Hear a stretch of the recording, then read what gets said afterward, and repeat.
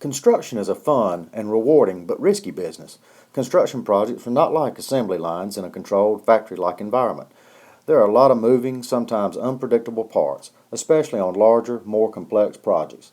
There are many risks to manage and ways to go about managing those risks, but one of the most important elements to managing the risk and documenting the history of the project is through the use of daily diaries. Daily diaries, when used properly, are considered to be strong documents that can be relied on for support in case of a dispute or a claim on a construction project.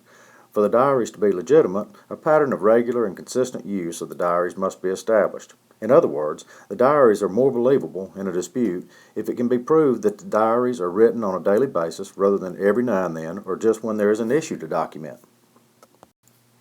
Usually, the responsibility for keeping the official diary on a construction project is assigned to the superintendent.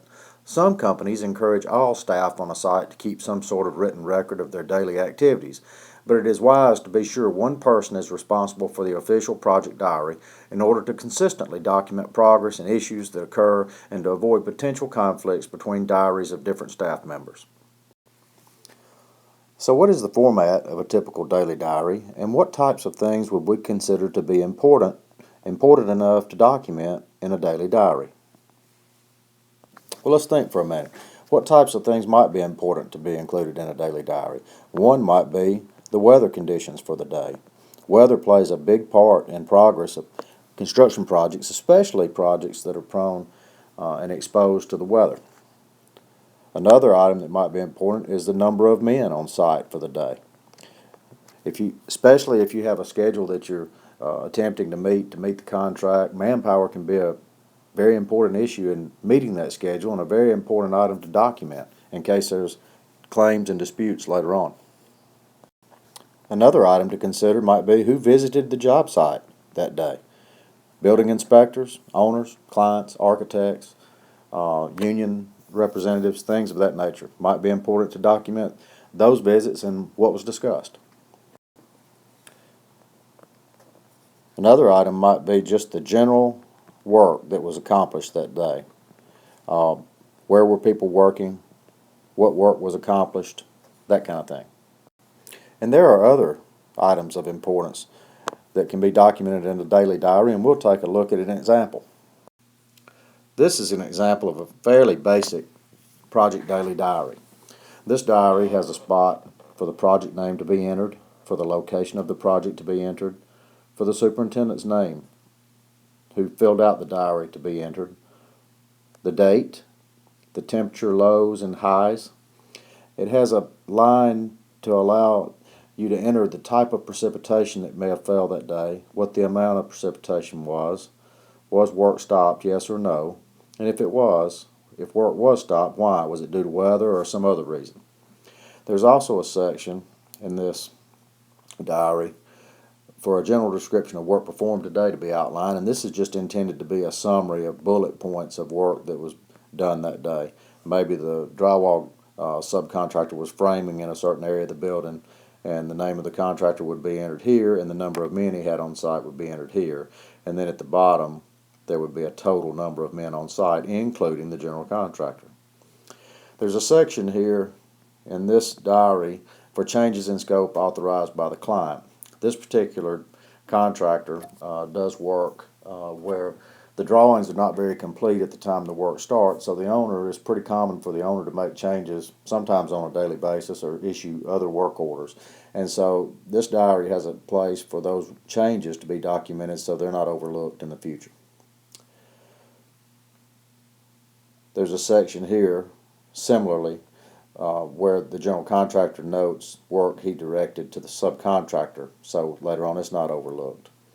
There's a place to enter what visitors were on the site and any action items or critical items that were identified that need to be addressed.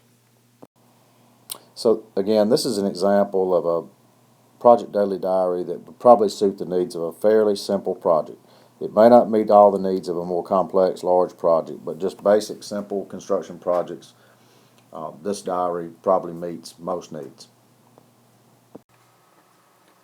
Now let's look at a different type of daily diary that might be used on a more complex or larger project where there is probably more data that needs to be documented on a daily basis. This particular example of a daily diary includes 3 sheets to make up one diary. Now, I'm not suggesting that project daily diaries should be multiple sheets. I'm not suggesting they should just be one sheet. Diaries are formatted to meet the needs of the particular business that you're in and the type of construction projects that you associate your business with. We will merely use this example of a daily diary to cover a number of topics which might be included in diaries. If we look at page 1 of this example of a diary and we look a little bit closer at the diary, we will note that there are several things that most diaries have in common. Again, in this case, the project is noted, job number, what the date is, who the supervisor is, superintendent's initials.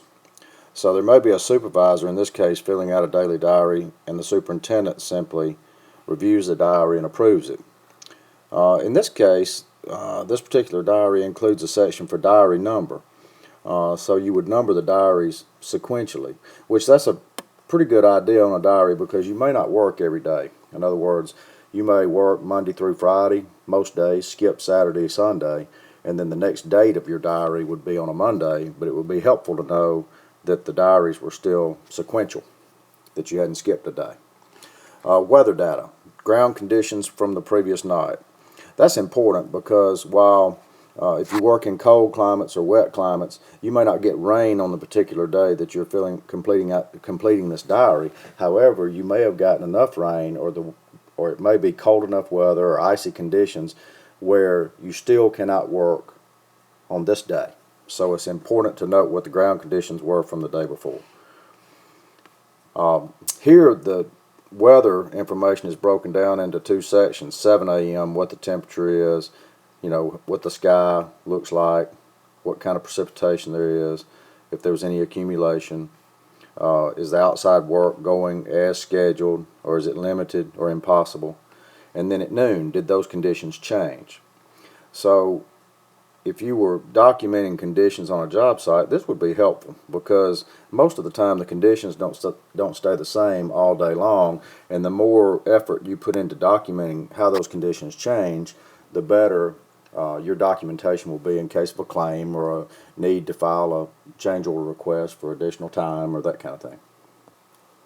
Looking closer at the bottom part of this sheet, there's a section for the weather effects. Section A under weather effects, today's work was limited, delayed, stopped, not affected by yesterday's weather. And today's work was limited, delayed, stopped, not affected by today's weather. So I think that those are important distinctions to make and definitely important to the documentation of a project, especially if it is coming out of the ground, there's a lot of site work and that kind of thing. If the day was lost to weather, there's a section here to explain in detail what caused the loss. In other words, it might rain every day for a week, but if it doesn't impact your work and it doesn't impact the critical path, it really doesn't impact your contractual obligations with the owner. So it's important to explain how you were impacted by the weather. And there's a day to keep up with the total days lost due to weather. Any other comments at the bottom, and then a place for the supervisor to sign. The second page of this daily diary has other items of importance that we'll look at a little closer. First, at the top of the page, you will see that, again, you have a place to say what the diary number is so that you can be sure that subsequent pages to the first page are attached to the proper diary.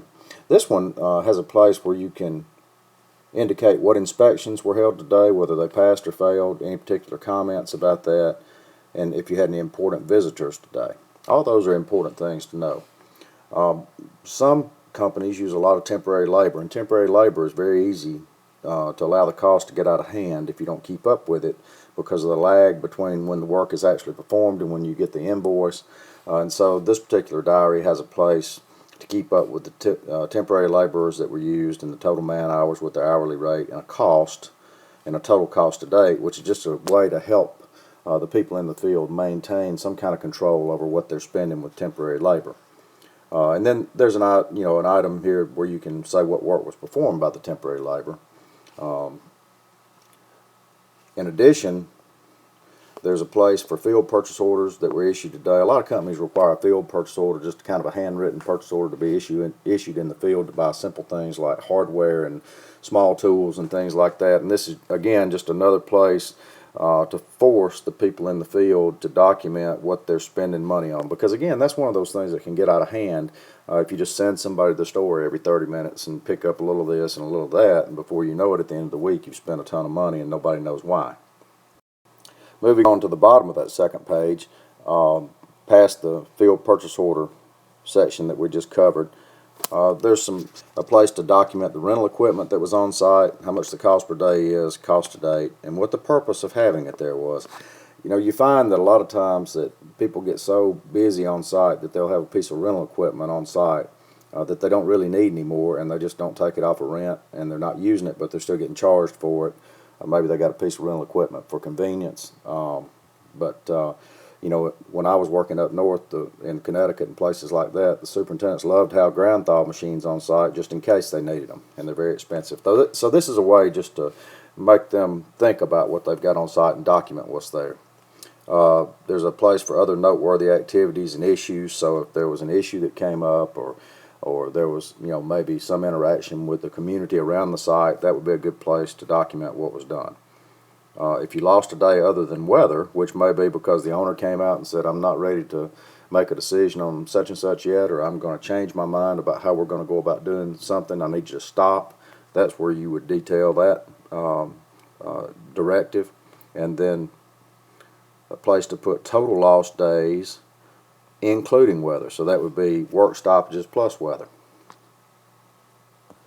The last page of this particular example again gives a place to indicate the diary number, job number, project, location, date, that kind of thing. But it also gives the superintendent or the supervisor a place to list all the subcontractors that were on site, the number of people they had on site today, whether their fall protection plans were in place, and whether or not they had the subs daily report.